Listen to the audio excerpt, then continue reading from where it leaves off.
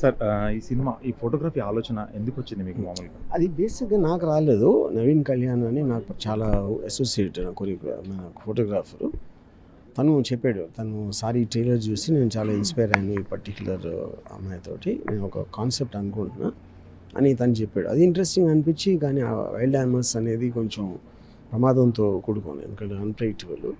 ఆరాధన అడిగితే తను కూడా చాలా ఎక్సైట్ అయింది. సో అప్పుడు వాళ్ళిద్దరూ కలిసి ప్లాన్ చేసి చేశారు. ఇన్ని యానిమల్స్ పెంచడం చికోటి ప్రవీణ్ గారు పెంచుతున్నారు విదేశాల నుంచి తెచ్చి. దీనిపై మీ ఆలోచన ఎలా ఉంది? మీరేమైనా యానిమల్స్ని అంటే నాకు యానిమల్స్ చూడటం నాకు చాలా ఇష్టం, కానీ చికోటి ప్రవీణ్ గారికి ఉన్నంత ప్యాషన్ కానీ పేషెన్స్ కానీ నాకు లేదు. మీరు ఏమైనా భవిష్యత్తులో పెంచే ఆలోచన? లేదు, డిఫరెంట్గా లేదు. నేను అసలు అంటే నన్ను నేను పెంచుకోవడానికి నాకు టైం లేదు, వేరే వాటిని పెంచడం అనేది జరగదు.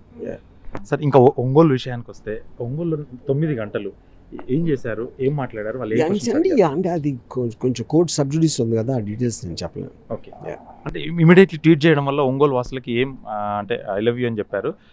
అంటే ఒంగోలు ఫస్ట్ టైం వెళ్ళాను నేను, నాకు ఆ సిటీ చాలా నచ్చింది. తర్వాత పోలీసుల ప్రొఫెషనల్ బిహేవియర్ కూడా I like it very much, అందుకనే పెట్టాను ట్వీట్.